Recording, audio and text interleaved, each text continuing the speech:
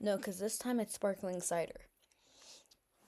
Hello, everyone. Welcome back to Aizawa Podfics. Today we're going to be reading chapters 4 and 5 of Your Presence is a Dream in This Godforsaken Nightmare by Chaotic Bitch 033.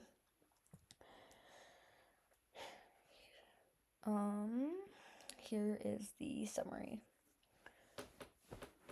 Hold up, let me get comfortable so I can actually stand sitting here for an hour reading.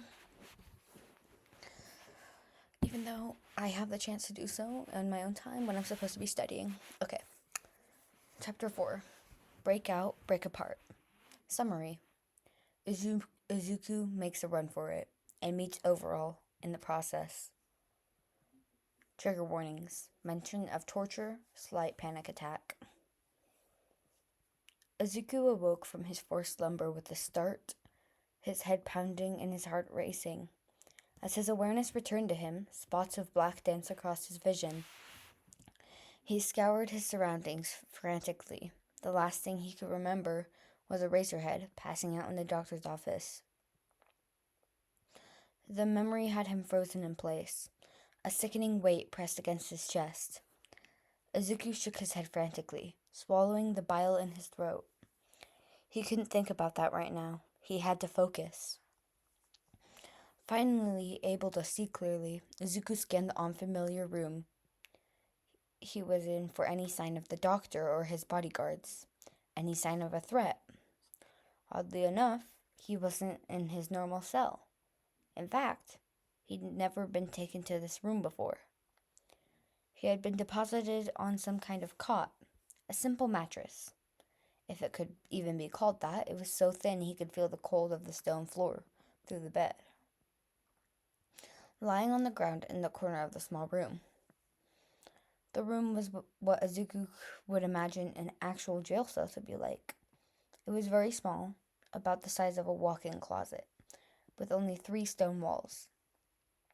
The 4th wall was made entirely of thick metal bars. A section of the bars latched and hinged in what was obviously the cell's entrance. There was a toilet in the opposite corner from the cot, bolted to the ground, no sink accompanying it. Izuku's eyes flitted to the ceiling. Once he determined that he was, in fact, alone, there were no lights in the small cell, but there was a very small rectangular window in the wall opposite of the thick bars, only an inch or so away from the ceiling. It was barred and locked securely. The sight piqued Izuku's interest immensely. In his almost 5 months in the facility, he hadn't seen a window until now. Standing up, he cautiously peered out through the cracks between the bars into what looked like a hallway, not seeing or hearing anything or anyone. Izuku carefully maneuvered himself onto the ledge of the toilet, stumbling only once as he regained control of his limbs, balancing precariously on the metal ledge. He reached upwards to the small window sill. His fingers scrambled for purchase on the stone, finding a grip that was definitely not enough to support his full body weight. Taking a deep breath, Izuku lifted his right foot to the wall, attempting to push off and up so that he could get a look outside. He struggled to hold his weak grip on the ledge, fingers straining under his weight, but he managed to push off and up so that he could get a look outside. He struggled to hold his weak grip on the ledge, fingers straining under his weight, but he managed to pull himself up just enough to catch a glimpse of the outside world for the first time in 5 months. His grip faltered and he crashed backwards with a cry of shock, first into the wall and then against the ground. Izuku sucked in a breath, his left ankle throbbing and his hands, knees, and feet all scraped from the fall. He could barely feel the pain, though. He had seen outside. A mixture of dread and excitement coursed through his body. Even though he only had a quick peek outside the window, he had learned several important things. 1. The facility they were in was massive. Izuku could see several large buildings branching off of the one he was currently being held in, all of them devoid of visible windows and doors. 2. Apart from the connected buildings, there was nothing else in sight. No homes, no businesses, no cars, nothing. Only grass and dirt roads. 3. Any hope of being rescued was useless. Izuku had originally assumed they were hiding in a city somewhere, most likely underground. The chances of a patrolling hero locating him were much higher than in the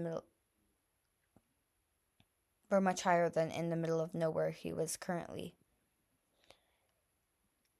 The realization that escaping or being found was near impossible was a hard one to stomach.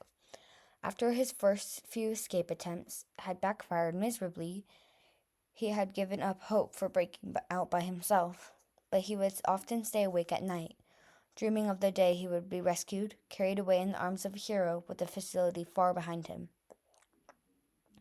The first few weeks of his capture, he liked to imagine which hero would come to save him.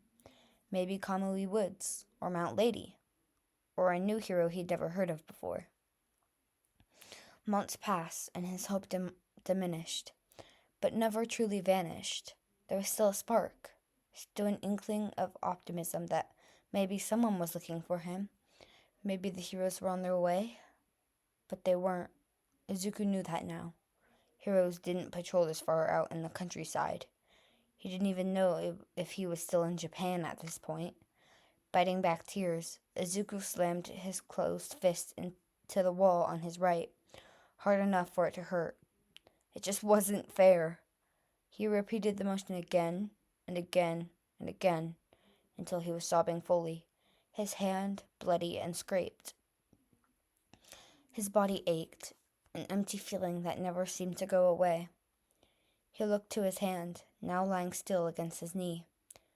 Izuku wasn't going to be saved, but he knew that already, didn't he? He was a quirkless child. Even his own family didn't want him. Why would the heroes? His breathing slowed and his eyes fell shut. He wasn't crying anymore.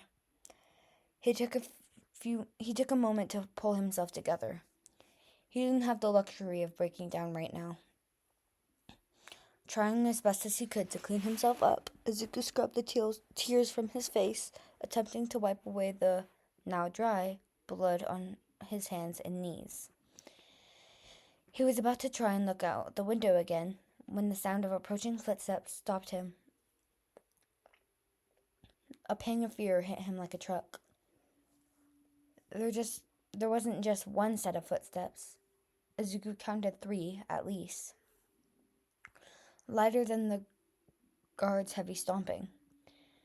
It was hard to make out over the sound of his own breathing, but Izuku could identify one pair as belonging to the doctor, his slow, languid pace giving him away. The other 2 pairs of footsteps were the unfamiliar ones, both approaching at a quick pace. The unease Izuku had been feeling only grew. New people only meant new problems. He looked around the cell, looking for anything he could find to defend himself with, but found nothing. As the group rounded the corner and made their way into the hallway directly in front of Izuku's cell, his assumption was proven correct. The doctor was the first figure Izuku could see approaching the cell's door. Behind him were 2 women, both dressed simply, entirely plain and easily forgettable. Neither of them looked necessarily dangerous or threatening, which was confusing. Both of the women held their hands clasped behind their backs, walking with their heads slightly bowed. It seemed like they were some type of assistants. Izuku was pulled out of his musings when the doctor, now directly in front of the cell's bars, began to speak. It looks like you've gotten yourself into a bit of trouble, my boy. No matter, you'll be cleaned up soon enough. We have a very special guest visiting shortly, and you need to be looking your best. The doctor brandished a sly smile as he reached into his pocket for what Izuku guessed to be the key to the cell. His throat had gone dry by the moment he saw the man. Memories of their previous encounter still buried into Izuku's mind. His stomach churned restlessly, humiliation and terror eating away at his insides. The doctor unlocked the heavy cell door, swinging it open and making his way towards Izuku. As soon as the door opened, Izuku scrambled back onto his hands, pushing himself as far away from the approaching figure as possible. His breathing was erratic, and he couldn't stop himself from shaking. He pressed himself onto the back corner of the cell, wide eyes tracking every move the doctor made. His heart was beating wildly in his chest. Upon Izuku's startle, the doctor had stopped his approach, his eyebrows raised slightly in surprise, still taking in the huddled figure barely a few feet away from him, cowering in the corner. Surprise soon turned into delight. A wicked smile twisting on this man's face. He stepped towards Izuku slowly, stopping to kneel in front of the boy. Izuku flinched, bringing his arms up and around his head in a protective measure. His eyes shut tightly. He wanted the doctor to leave, to go away, go away, go away. The man extended his hand, reaching out his fingers to brush against Izuku's cowering arm. Izuku flinched so hard his head hit the stone wall behind him, a sob breaking out of his throat before he could stop it. He covered his mouth tightly, eyes stinging with unshed tears, forcing himself to open his eyes to watch the doctor to remain vigilant. The doctor's dark eyes, lacking the cover of his goggles, were filled with delight. Suddenly, the doctor retracted his hand, still kneeling in front of Izuku, as a small chuckle escaped from his lips. Interesting, he muttered to himself. Izuku could only look at the man before him in confusion. He didn't understand what was happening. The doctor had been creepy before, but not like this. Never like this. Was it a test? A new way to torture him? To rip apart his psyche? If so, it was working. It was working, and Izuku wanted it to stop. Still chuckling quietly, the doctor continued. Before a little stint with a racer head, you had become much less reactive. I suppose it came with time, but now, well, it's almost like your first day here. It wasn't expected or intended, but still a nice side effect. I must say, I enjoy seeing the fear in your eyes. The doctor grinned again, his face alight with sick satisfaction. Izuku's terror lessened, replaced with a searing anger. The bastard was toying with him. Clenching his teeth, Izuku's eyes darted from the man in front of him. So close, Izuku could reach out, could hit him, could do something. And to the woman standing still outside the cell, they both had their heads down in a show of obedience. It was a mistake. He made up his mind in a second. Izuku knew escaping wasn't likely, and he would never try to get away without a racerhead. But he could do some damage right now. The doctor didn't seem to notice Izuku's eyes flashing with fury, too busy going on about whatever sick and twisted thing he was fascinated with this time. Izuku took the man's brief moment of distraction to launch himself forward, ignoring the fear and disgust at being in such close proximity to the disgusting asshole, slamming his head as hard as he could into the doctor's skull. The doctor staggered backwards, and Izuku rushed to his feet, dashing out of the still open cell door and running down the hallway, leaving the doctor and his assistants behind, ignoring the hammering ache of his head and the startled yell of, "Get him!" from the doctor.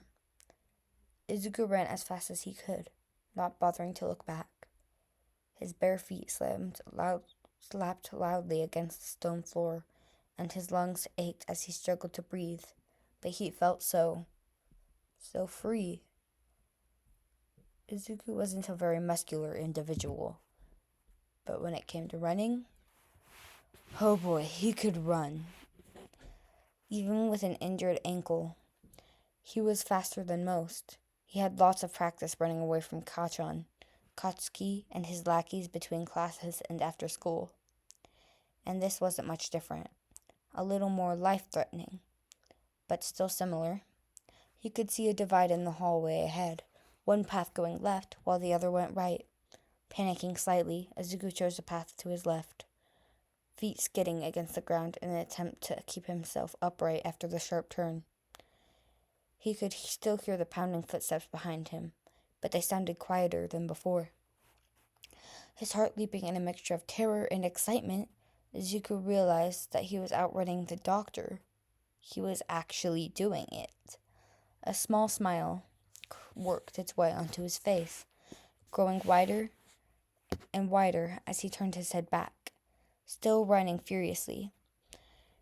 He didn't know where he got the confidence.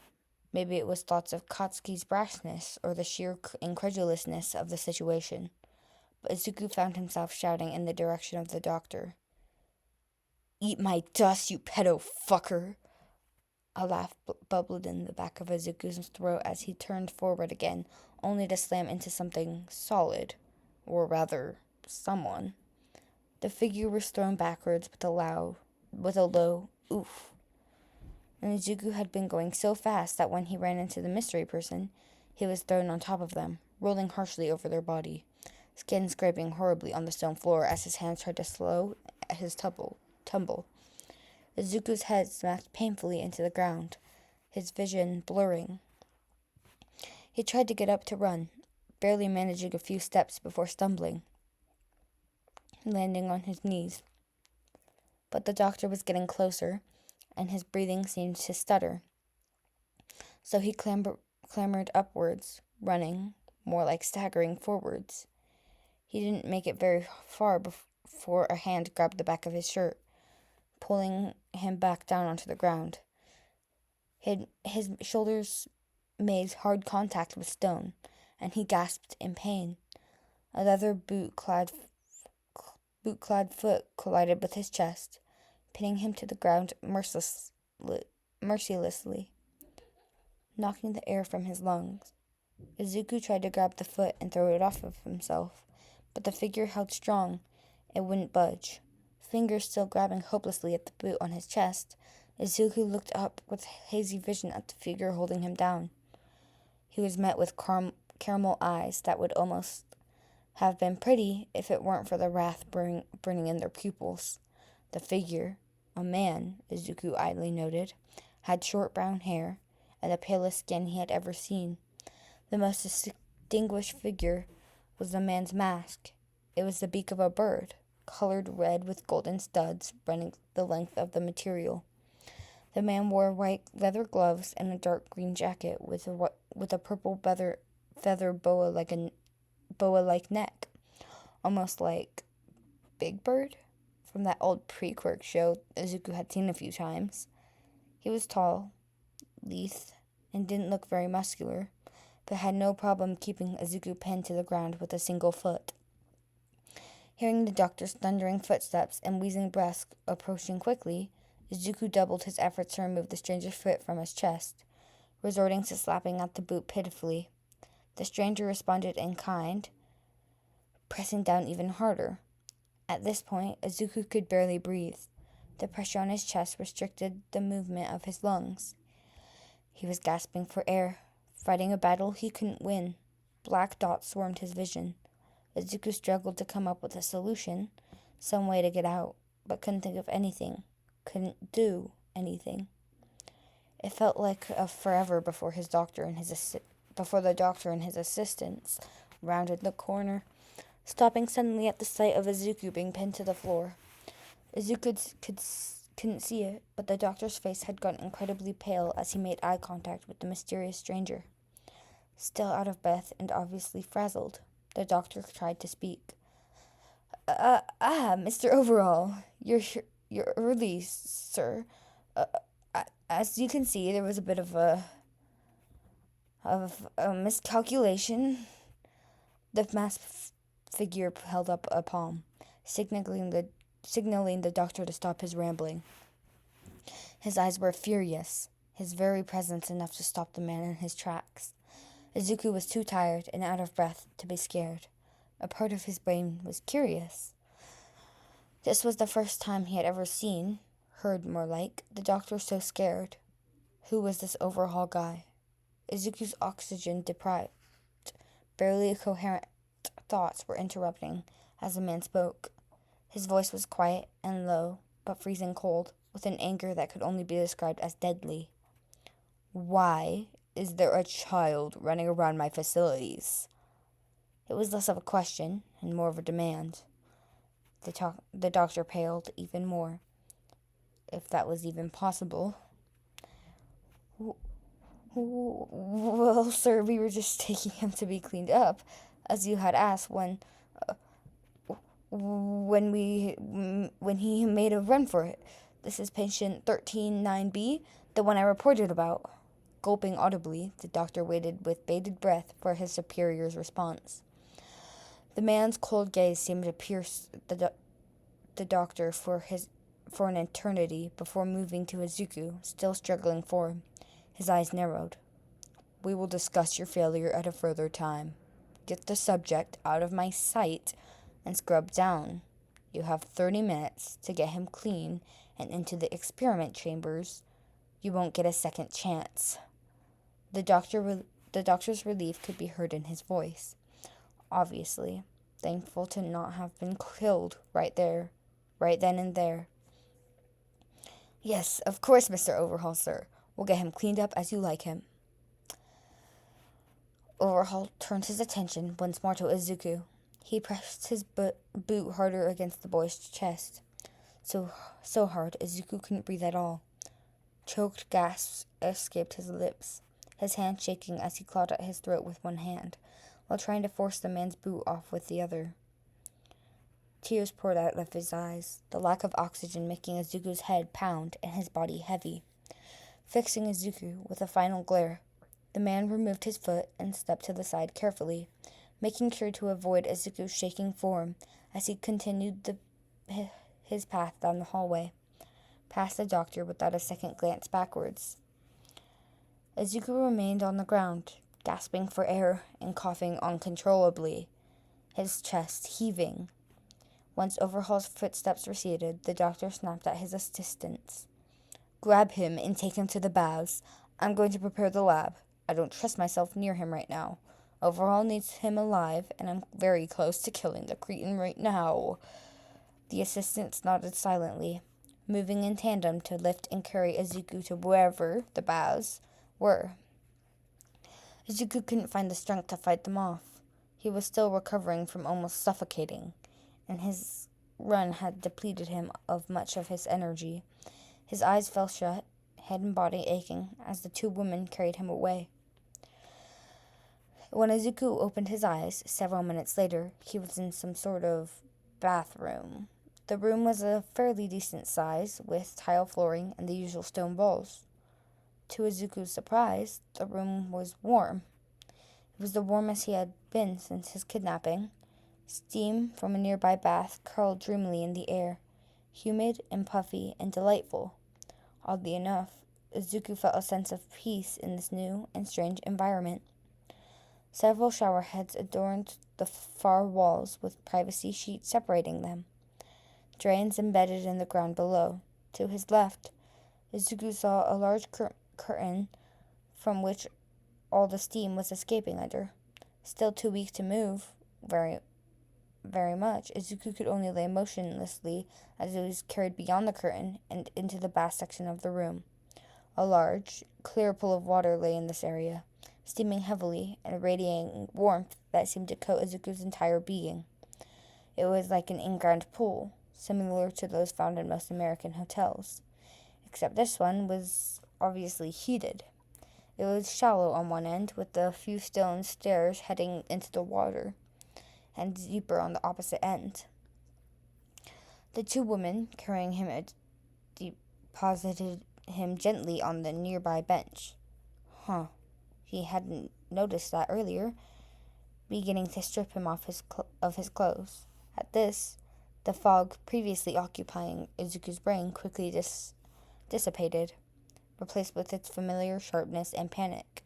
He tried to push off the prying hands, tried to tuck his shirt back around his shoulders, but his attempts were weak and shaky, and the two women were insistent and firm. Yet for some reason, they weren't harsh, even when Izuku scratched their arms and went to bite one of their hands. He wasn't incredibly proud of that one. They never hit him, never went to discipline him or yell at him. Instead, they simply continued in their efforts to remove Izuku of his clothing. Eventually, growing too tired to fight back and realizing that the two women meant him no harm, Izuku relaxed slightly. He was still furiously uncomfortable at being so exposed in the presence of others, but he would much rather it be the two mystery women than the doctor. Once they stripped him of all his clothing, the two women, who were much stronger than they looked, heaved Izuku up and began their journey to the stairs of the bath. One of the women, the taller of the two, stayed holding Izuku gently while the other went to gather supplies. Izuku fuzzily noted that the women were wearing what looked like pale beige jumpsuits, loosely fitted with their sleeves and the legs rolled up so as to not drag in the water. He looked up at the woman holding him, trying to study her face with his still blurry vision.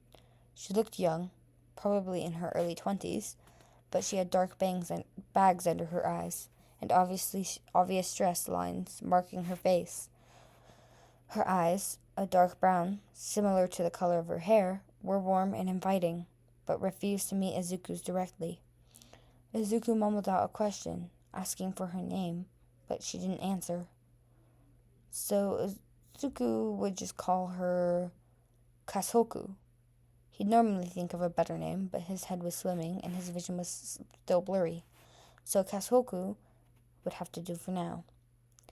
He'd be able to remember it at the very least. Kasoku held him silently, keeping him grounded in their position on the steps of the bath as her colleague made her way back with some newly acquired soap and brushes. Both women were now waist-deep in water, guiding Izuku slowly down the steps and into the shallow part of the bath. The uncomfortable feeling of vulnerability began to fade as the earlier fuzziness made its way back, the warmth of the bath lulling him into an unguarded and comfortable dozing. The truth was, Izuku was tired, exhausted, really, and the bath was so very warm. The tenseness of his muscles relaxed, his aching shoulders soothed. The two men lathered his body in soap, scrubbing all of the collected dirt and grime off his skin. They weren't harsh, but they were certainly persistent. They paid especially close attention to cleaning off the blood that had since dried on his skin, somehow doing so without overly aggravating the still fresh wounds. With the way that they were scrubbing his body, Izuku was sure he'd be spotless soon. They washed his hair with swift and firm hands. Izuku almost melted into the touch. He was like putty in their grasp, far too tired to be embarrassed, and so touch-starved that having someone wash his hair was like heaven on earth. Still in a daze, Izuku could only watch with half-lidded eyes as the two women finished washing his body and moved on to his nails, pulling him to the ledge of the bath. They lifted his hands to a wooden bin of sorts as they began trimming his nails, the clippings falling into the bin as they went. His feet experienced the same treatment, his nails scrubbed diligently with a small brush afterwards. The cleaning process continued for another few minutes, as the two women checked over his body meticulously for any signs of dirt or grime. As they did this, Izuku let his mind wander lazily. He wondered why they were being so nice to him, why he was getting cleaned so thoroughly, why the facility even had such a nice bathhouse to begin with. He wondered who that man was, and why the doctor was so scared of him. He wondered where Eraserhead was, wondered if he was safe. He thought about about what the doctor had called him, Patient 139B, as if he weren't the only one. He didn't like thinking about that, so he thought about something else. A facility this big, with a fucking bathhouse, must have cost a lot of money. Whoever had kidnapped him must be extremely wealthy. Izuku's thoughts traveled back to the strange man from earlier.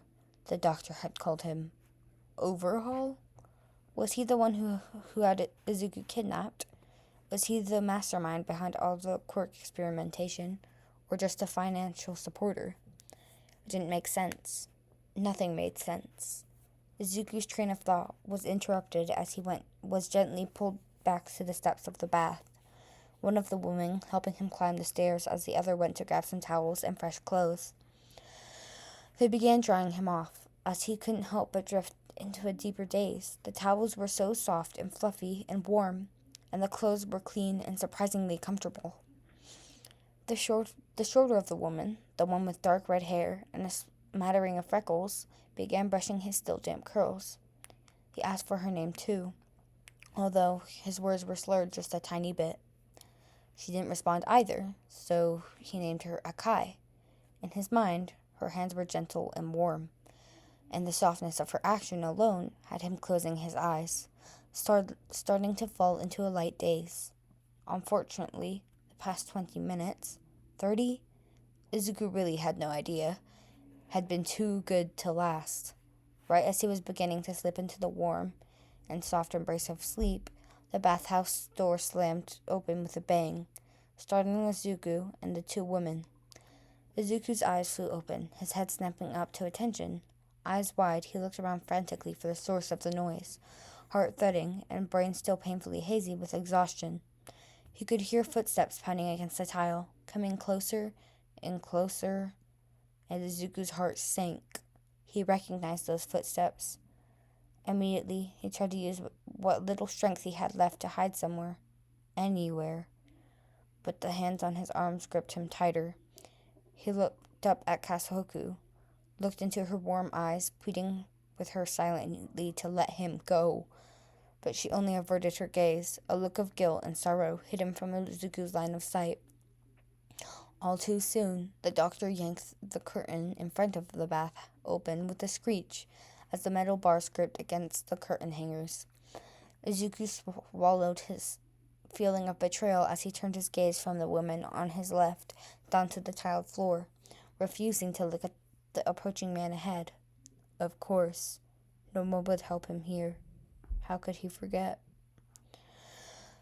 Bile stung the back of his throat, and Izuku could barely hear the doctor's brief exchange with the two women, but he forced himself to listen. He wasn't safe. He needed to pay attention. Is he ready? The doctor's low voice rang loud in the quiet room, his tone tense. He was met with a curt nod from Akai. Wasting no time, the doctor stepped forward to yank Izuku from his assistant's hold. Izuku stumbled slightly, still weak from his previous escapade.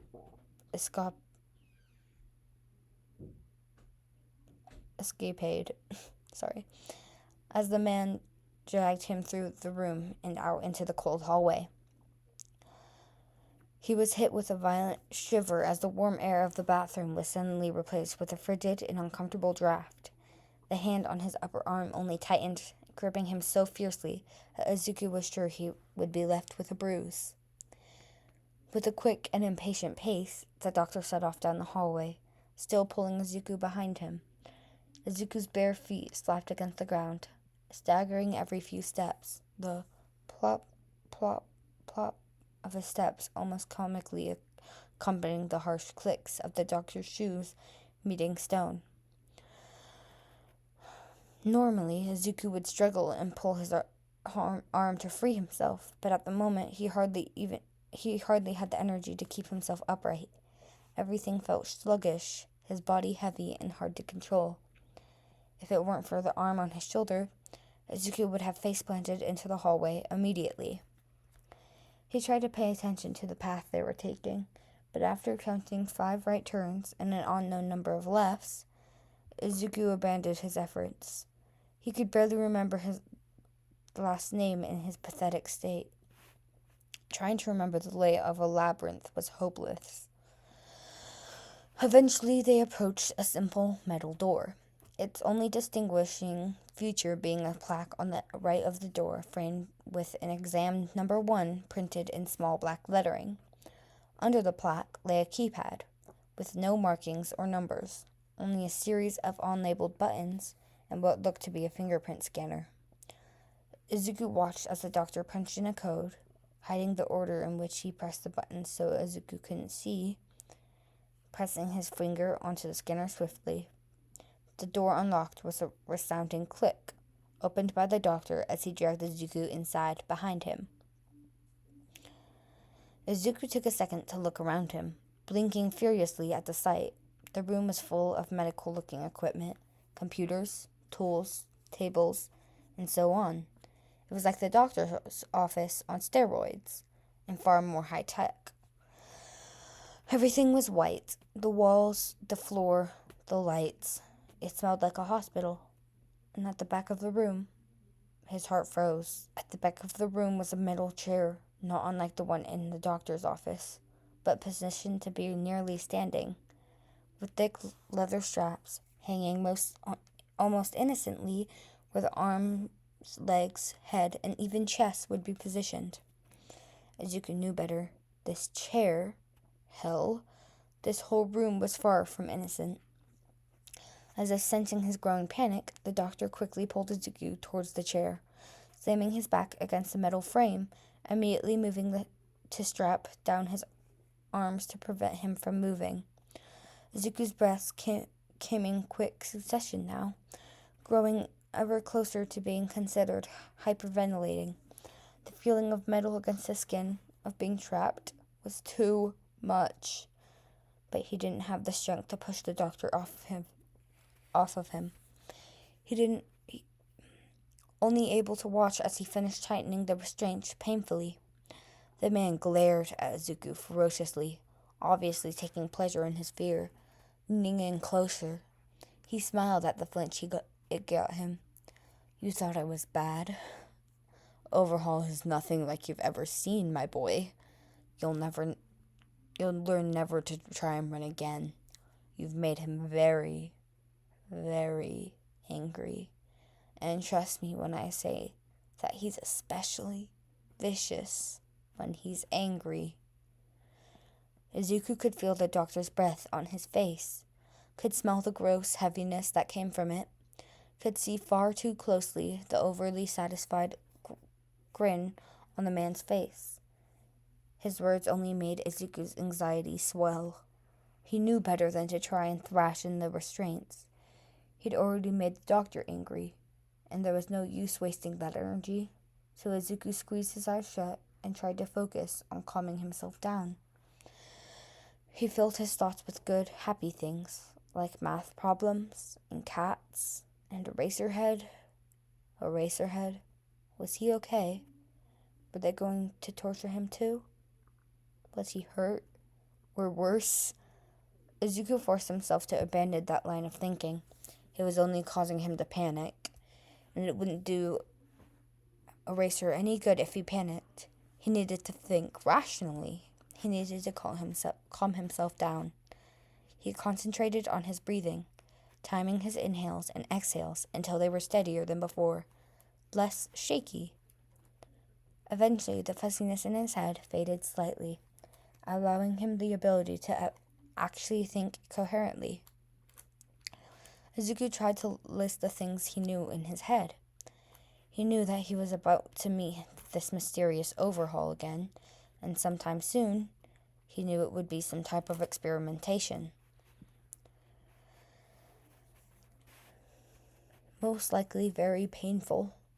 He knew that he had never been in this room before, and that this Overhaul person was someone important, for someone with a lot of influence. He knew that, for whatever reason, this was different from the doctor's experiments. But there were so many things that he didn't know. He didn't know why he was cleaned so thoroughly before being brought here. He didn't know why Overhaul was only appearing now, after 5 months. He didn't know Overhaul's quirks, or what he would do to him. He didn't know what was happening to Eraserhead. The last thought caused his throat to tighten, tears forming behind his eyelids. He was scared. Ever since Eraserhead had appeared, Izuku had been conflicted. On one hand, he was elated to meet his favorite hero, and beyond comforted to have another human being to interact with. One that was kind and warm and everything Izuku that had needed since getting kidnapped. And well before that, too. On the other hand, Izuku wished that Eraserhead had never gotten dragged into this mess. He wished Eraserhead were far, far away from here. Home with his family and friends and everyone that probably missed him so much right now. Terrified that they would experiment on him like they had with Izuku, Izuku wished with every fiber of his being that they would let Eraserhead go. Or hell, that they would torture Izuku twice as much if it only meant that Eraserhead wouldn't be hurt.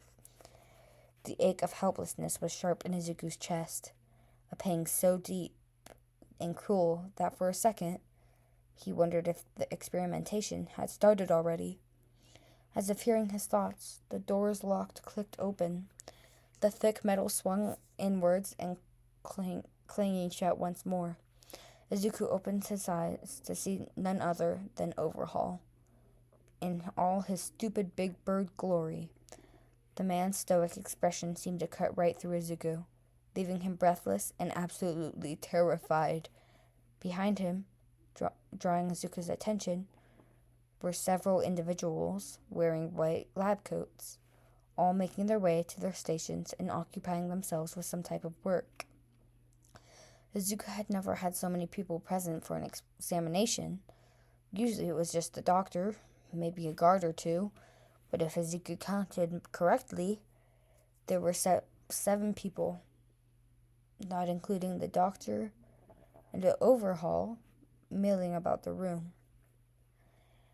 None of them spoke, and the only noise heard was the roaring of computers, the pattering of feet, and the clicking of pens. He brought his attention back to Overhaul, who was still staring at him. Izuku's throat went horribly dry. The look in Overhaul's eyes was dangerous. It filled Izuku with a strong, primal instinct to run, to flee, but he was stuck like a deer in headlights. He was frozen in fear, only able to watch as Overhaul made his way to where Izuku was strapped down. Careful and concise, Overhaul undid the strap on the glove of his right hand, removing each finger's sleeve individually before pulling off the glove entirely, holding it in his free hand. He had stopped his approach around a foot in front of Izuku, and Izuku couldn't move. Lifting his gloveless hand, Overhaul reached out to touch Izuku's arms, all while still maintaining suffocating eye contact with him. His fingers made contact with Izuku's skin, and Izuku flinched, eyes shutting tightly. He was waiting for something to happen, some horrible quirk or scalpel or something, but nothing did. After a few seconds of silence, Izuku opened his eyes slowly, curiously, to meet Overhaul's calculating gaze. Nothing had happened. Why was nothing happening? Overhaul's eyes lit up, and Izuku could feel the faintest spark against the arm. And in the span of a single second, his whole world crumbled to pieces.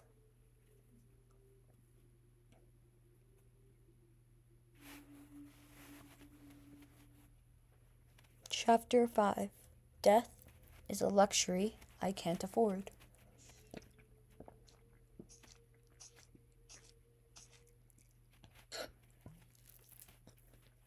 Summary. We see the aftermath of Izuku's visit with Overhaul. It's not pretty. Trigger warnings.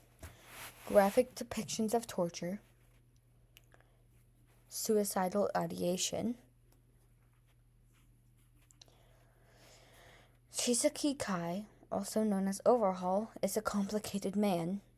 He despises filth and germs and has spent years of his life devoted to find a way to eradicate quirks, believing them to be unclean in nature and the cause of society's many detriments. He doesn't like to be near other human beings, unless absolutely necessary. It's safe to say that he isn't a people person. Rarely do people fascinate him enough to warrant a physical appearance. Yet, after years of studying and months of scheming, hundreds of failed experiments, and a dead end he couldn't get over, he finds himself face to face with a human being that could be the very solution to everything he has ever desired. Never has Overhaul deemed another human being of such importance until this moment. It's a strange feeling, especially when said human was strapped to a chair in front of him, passed out after several rounds of being disassembled and reassembled with Overhaul's quirk. He couldn't help but stare. Fluffy green hair lay scattered around the young boy's face, freckles painted across his nose and cheeks. If he were anyone else, the child would be found cute. Overhaul, however, didn't find things cute. No, the boy in front of him wasn't cute. Far better, in fact. He was useful. He was special. Overhaul watched the slow rise and fall of the unconscious boy's chest with fascination. Never before had he been so transfixed. Something about the boy drew him in. It was due, in part, to his quirklessness. Of that Overhaul was certain. He had been able to locate the part of the boy's brain that the doctor had talked about, and it was quite a discovery. A few more sessions and some more experimentation, and he was sure he'd be able to recreate it in a lab and finally create a cure for society to become clean again.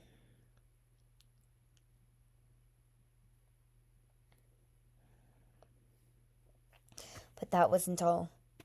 No, there was something else. It was what Overhaul saw in the seconds before disassembling the boy. It was a look in his eyes when he had raised his head. The child's dark green eyes had been full of fear and anger and vulnerability. But underneath all of that, Overhaul could almost drown in the boy's innocence. In all his years of work and life, Chizuki Kai had never seen such purity in the eyes of another human. It was exhilarating. He didn't know such people could exist. Even after being covered in blood, after passing out from the pain of being taken apart, Overhaul could still see it, could still feel it. It was like the child's spirit was unbreakable, like his soul was a piece of heaven that only the truly blessed could ever experience. And Overhaul wanted it. He wanted the purity, the cleanliness that the boy possessed. And he was going to stop at nothing to get it. When Izuku awoke, he was back in his normal cell. It was almost surreal how grateful he felt waking up there, and thankful he was that he was somewhere he recognized, somewhere he could almost consider familiar. He lay still for several moments in his bed, eyes peering lifelessly at the bunks suspended above him. He couldn't move. Of that he was certain. Everything was fuzzy, except the pain. Every inch of his body screamed because of it, crying out with each breath that he was unlucky enough to take. Izuku could still feel Overhaul's hand on his arm, the horrible sensation of his body being ripped apart strand by strand, his cells dying too fast to regenerate. Izuku squeezed his eyes shut tightly, willing the sickening memories to disappear. He knew, if he wasn't careful, that he would be driven insane if he let himself relive that torture. He didn't have that luxury right now. Turning his head slightly, biting back a cry at the pain of that movement caused, he looked around the cell. His heart skipped a beat, sitting against the far wall with with his knees tucked close to his body and his arms folded around his head, was Aizawa, seemingly asleep. Izuku let out a breath and didn't know he was holding. Relief flooding his system. Tears streamed down his face slowly, the mere pressure of them stinging his overly sensitive skin. He straightened his head, gritting his teeth at the sensation before closing his eyes again, giving himself a moment to rest. He focused on breathing, waiting for his racing heart to slow in his chest. And as he did, he thought about the last few days. Eraserhead. His favorite hero of all time is thrown into a cell with him.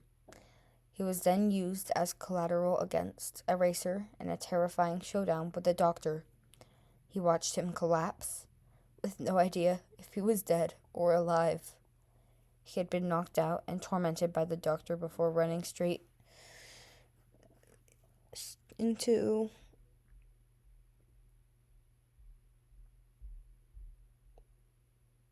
the most frightening man Izuku had the horror of meeting. After almost dying of suffocation, he was moved to another unknown location, scrubbed raw and tortured. No, not torture. Killed. Izuku had died. Overhaul had killed him, then brought him back to life, then killed him again.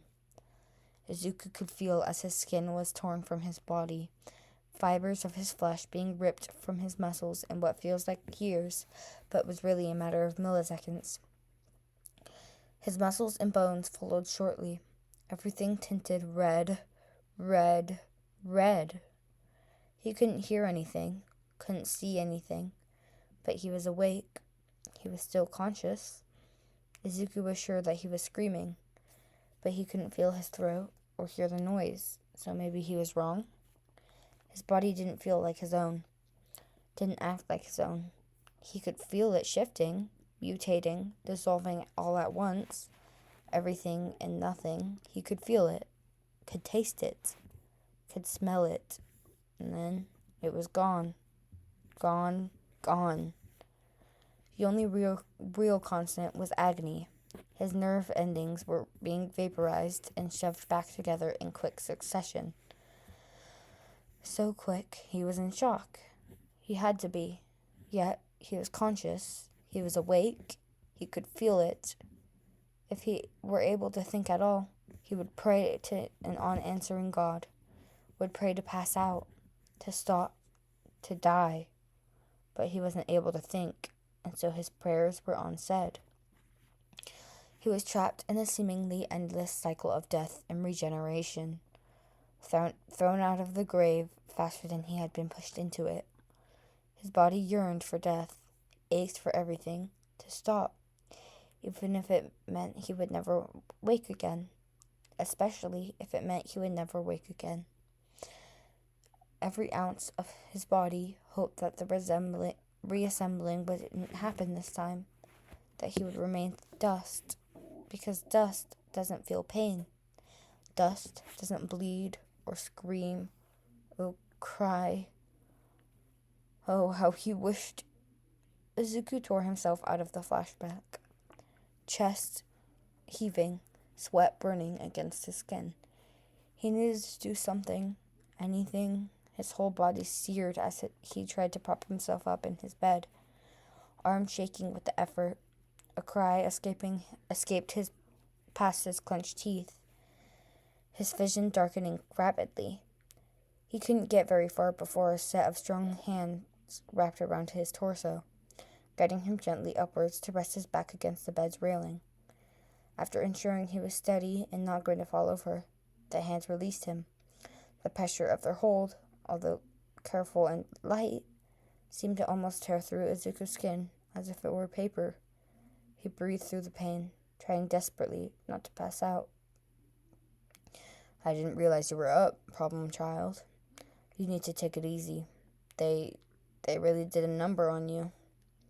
Aizawa's low, comforting voice was like music to Izuku's ears. Before he could stop himself, He was crying again. Silent tears streamed steadily down his freckled cheeks.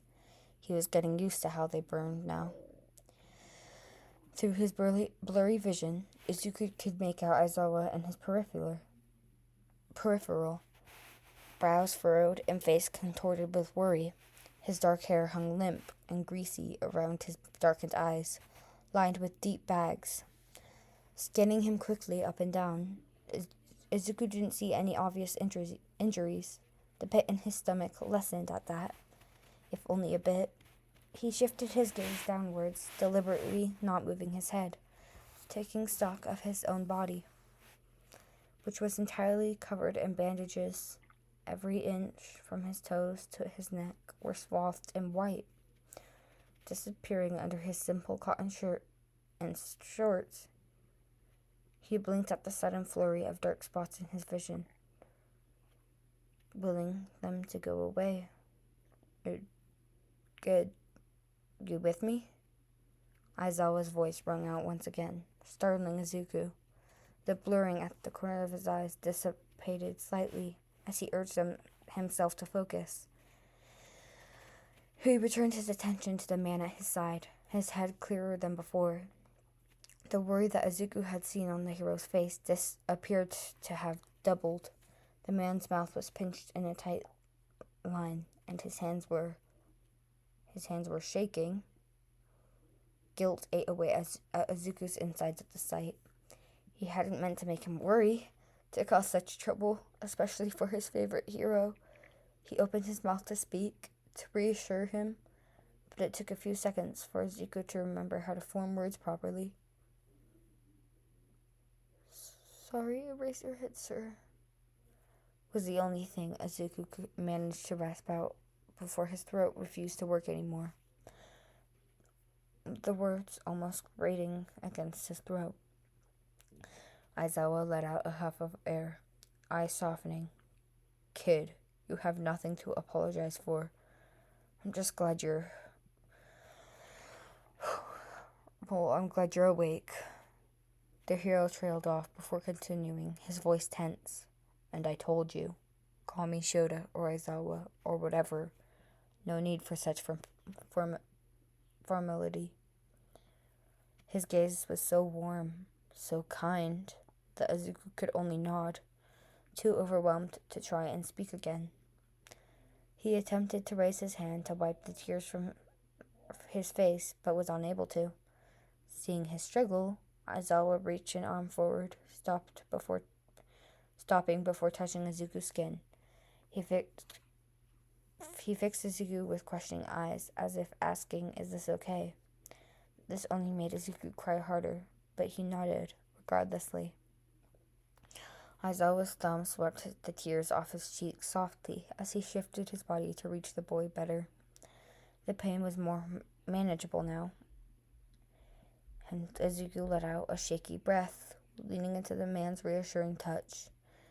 It was such a simple action, but it was warm and soft and human. He was safe. He was safe. He was safe. Sobs racked Izuku's frame at the feeling, forcing their way up his chest and out of his mouth. Aizawa only continued to wipe the tears from his face, reaching with his other arm to hesitantly hold Izuku's shoulder. After ensuring that the gesture wasn't hurting him any more than he already was, Aizawa pulled Izuku close, moving his head to rest on his shoulder as he held the boy in his arms with a softness Izuku didn't know existed in the world. He petted the boy's head carefully, guiding his fingers through Izuku's hair, stopping every now and then to pick out specks of dried blood in the dark curls. No more words were exchanged between the two. The room was quiet, still. They sat like that for a while, listening to the other's inhales and exhales, comforting each other with the assurance of their heartbeats. Izuku didn't have to ask Aizawa to stay with him. The man, after kneeling by Izuku's side for what felt like hours, climbed into the small bed next to him, cautiously avoiding jostling Izuku as he settled beside him. Izuku couldn't find in himself to thank him out loud, but he squeezed his hands gently, pulling them close to his chest. Aizawa guided his head to his chest, cradling it as if it were something precious, something special. It was a nice thought. In Aizawa's arms, the agony of his existence didn't bother him as much. His eyes drooped shut, and Izuku found himself drifting off to sleep without even realizing it. Izuku was taken from the cell 3 more times that week. Each session seemed to last longer and longer. The first was only an hour. The last was 4. Afterwards, without fail, Izuku would be dumped back into the cells, limp and motionless, covered in bloody bandages. Every time, Aizawa would race over to the boy's unmoving body and check frantically for a pulse before moving him gently onto his mattress.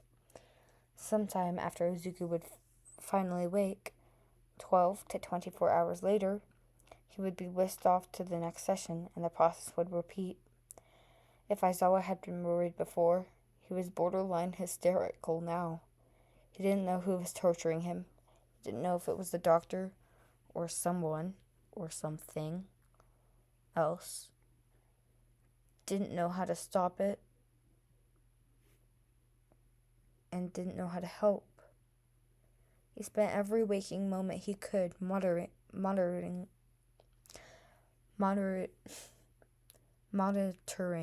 his kid, constantly making sure Izuku was still breathing. He tried to force Izuku to eat and drink something, attempting to clean up his wounds the best he could. The kid was asleep most of the time now anyways. When he was awake, he was practically incoherent. He wasn't able to move much on his own, and talking with Aizawa was impossible. The cell was very, very quiet without the boy's familiar questions and mumbling. He didn't realize how attached he'd gotten to the kid until now. It hadn't taken very long, but Aizawa really cared about Izuku. He cherished every mini random. Hold on a second, I'm crying. I need to get a tissue. Give me like 2 seconds.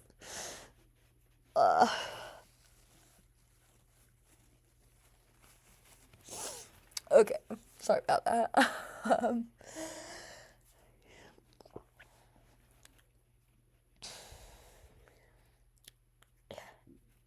It hadn't taken very long, but Aizawa really cared about Izuku. He cherished every mini rant of his, every question about his support gear, every plea for a cool pro-hero story from Aizawa.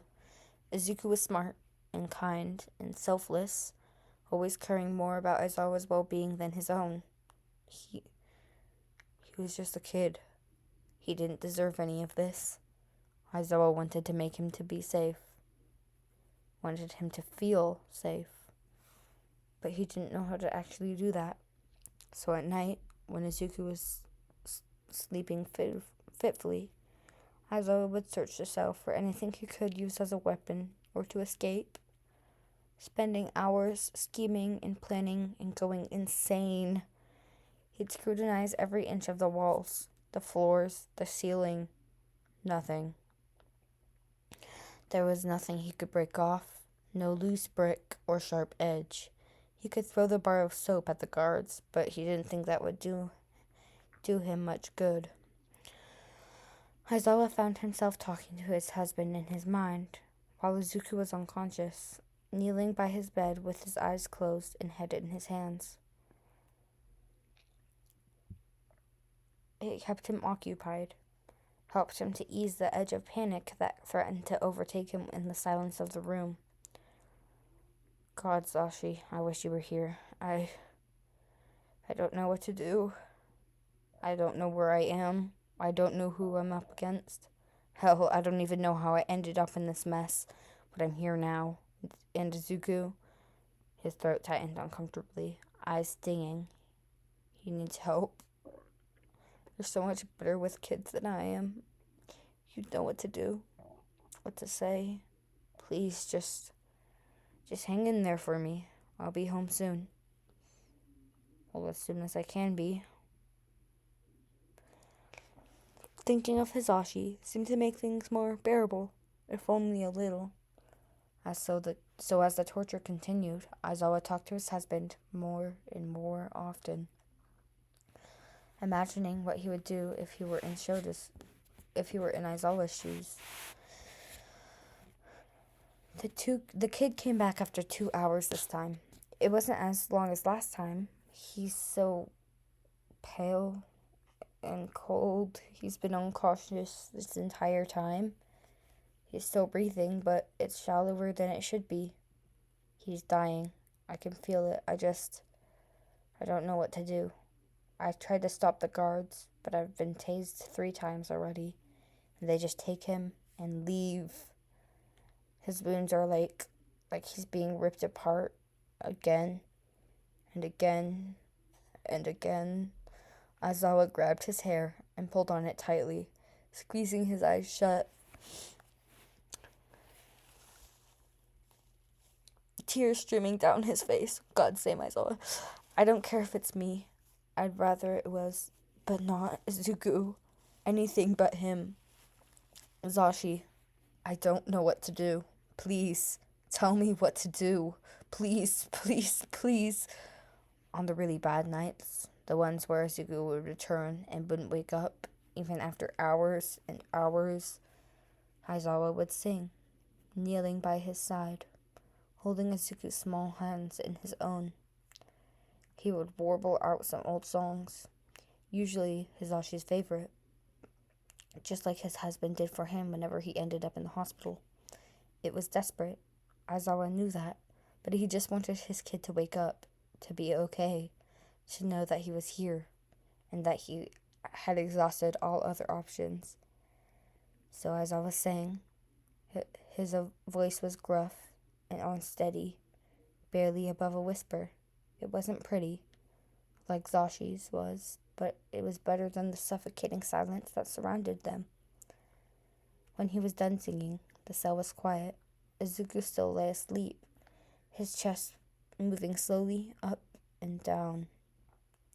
His face was peacefully blank, framed by limp, dark hair.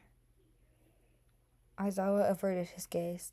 The sight of his kid like that was too much to bear. He swallowed thickly, staring intensely at the tiny hand still in his grasp. As he went to draw his hands away, he felt a twitch of movement. Aizawa startled, looking sharply upwards to see familiar viridian eyes staring back at him. The hand in his grasp twitched again. Now, holding his in a loose grip, he could only stare, a lump growing in his throat, tears streaming steadily down his face. He didn't dare remove his hands from Izuku's to wipe them away. Aizawa. Izuku's broken voice could barely be understood, raspy and hoarse. I'm back. It was the first thing he'd said since the first session, and it was barely more than 3 words, but Aizawa could have sobbed with relief. He knew it was a little different. Izuku had never called him by this name before, only ever calling him by his hero name, which told Aizawa that the kid was probably pretty out of it. But still, it was enough. It was more than enough. He restrained himself from launching at the kid, instead wrapping his arms gently around Izuku, pressing his shoulder, pushing his face into the crook of his neck as Izuku shuddered. Don't ever scare me like that again. Kid, don't you ever leave me like that. Izuku only wrapped his arms around Aizawa's shoulders, wincing at the movement, but continuing nevertheless. Promise. Sorry. Aizawa, I'm sorry. Aizawa just cried harder at that. He was tired. Hell, he knew they were both exhausted. So he crawled into bed next to Izuku, just like he had days ago, pulling the kid against his chest in a protective embrace. Izuku curled his hands into Aizawa's shirt, grabbing on as tight as the bandages would allow. Aizawa only pulled him closer, tucking his head under his chin. After a week of no sleep, of constant worrying, of pure and unadulterated fear, Aizawa finally let himself relax with his kid in his arms. The two fell asleep together like that. Safe. For now, at least. Alright, I hate to leave you guys on that cliffhanger. I'm actually... I have tears streaming down my face and I can't stop them. No amount of tissue will ever save me. But, yep, that's the end of chapter 5. Oh, God. I need fucking therapy.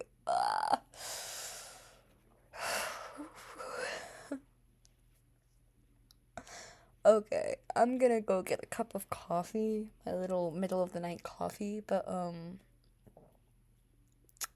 or just drink the rest of the bottle of sparkling cider. Thank you all for watching. This was emotional, definitely, a big emotional train, but, that's the end of this video. I hope you all enjoyed, and have a fantastic night or day, and goodbye everyone. That was Shoda Aizawa Podfics.